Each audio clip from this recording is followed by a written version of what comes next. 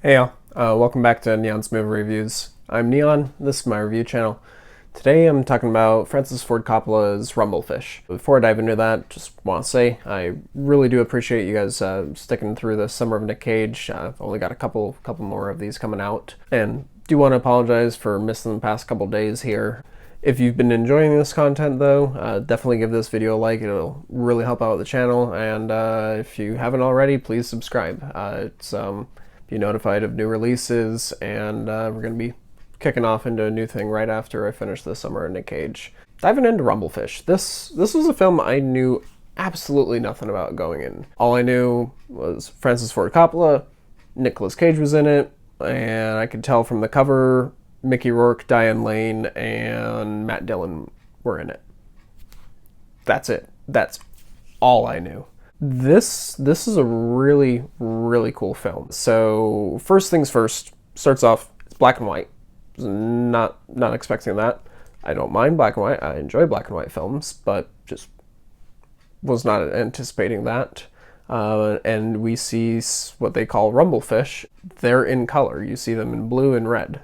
And the story is about Rusty James, played by Matt Dillon, and his brother, Motorcycle Boy, played by Mickey Rourke. Motorcycle Boy went away, went out of town for a couple of years, or for a while, went off to, wanted to go see the ocean, made it to California, never made it to the ocean. Rusty James kind of starts getting into the gang life, kind of starts running with his own crew, with, surprisingly, he's got Nicolas Cage in there, but, and then he's got Penn and Laurence Fishburne.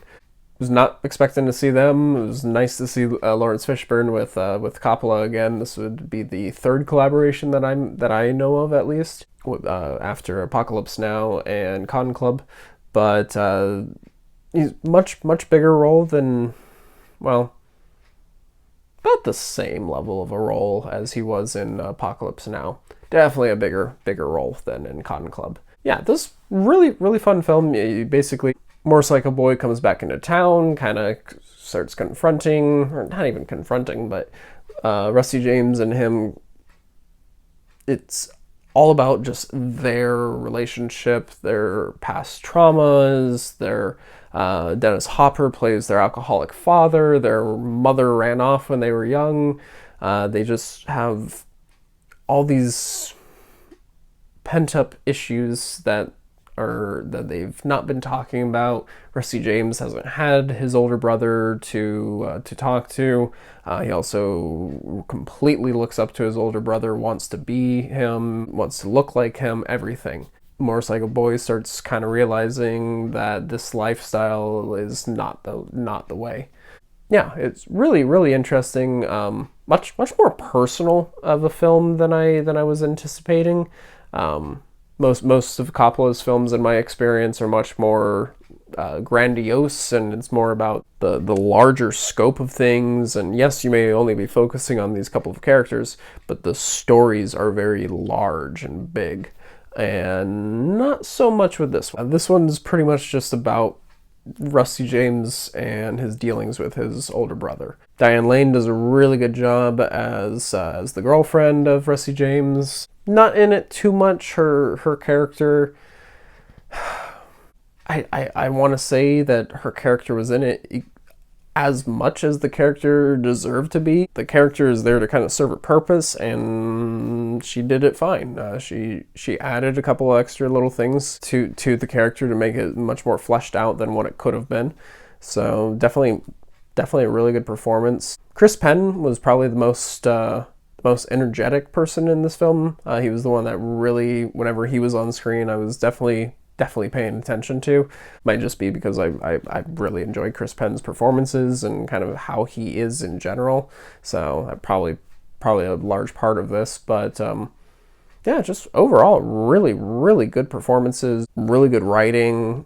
This is, like I said, it's a much more personal film. This is, it reminded me of something like Joe that I reviewed earlier in the Summer of Nic Cage. Yeah, just highly recommend this movie. I don't want to talk about too much of this. I didn't know much about this going into it, but just ignore ignore the plot, ignore anything I really said. Just check this fucking movie out. Like, don't look anything up. Don't watch anything. Just find it, press play, see what it is. You'll probably have a really good time if you do that. If you go into this film reading about it, hyping this film up, you're gonna it's not gonna live up to the expectations. This is a very small film. Ironically, it was he was writing the script for this while he was making The Outsiders, which is, if I'm not mistaken, it's from it's based on another novel by the same writer. I think when I was reading it, it was Monday through Saturday. They were doing production on The Outsiders, and then Sundays were their off days, and Coppola and one of the other people would go and write the script for Rumblefish, and it's... You can feel the passion of Coppola in this one. This definitely feels like something that he really wanted to make. It does not feel like a studio film. None of his films really do, like, except Godfather 3, but everything else of his feels very much like this is something that I want to make. There's a reason I want to make this.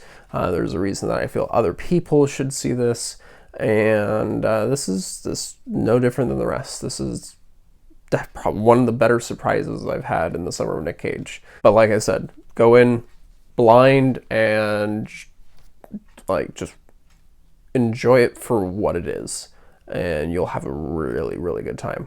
I gotta give this one an 8 out of 10. This really surprised me. I did not know what to expect with it being Coppola. Expectations were higher, at least on a technical level, but somewhat lowered on an enjoyment level, because he's a talented man, but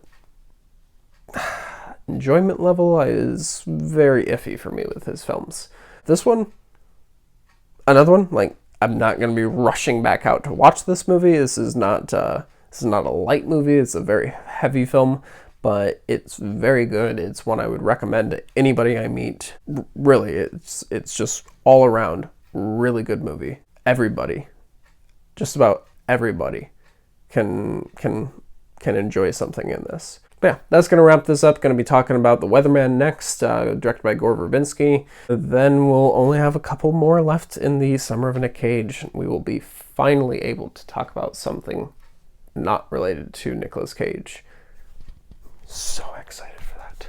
Until then, definitely appreciate you guys sticking through this video. Like I said earlier, like this video if you haven't. Please subscribe if you haven't. And if you actually want to get some notifications on when my videos come out, hit the little bell in the corner. Hope you all stay safe. Catch you next time. Bye.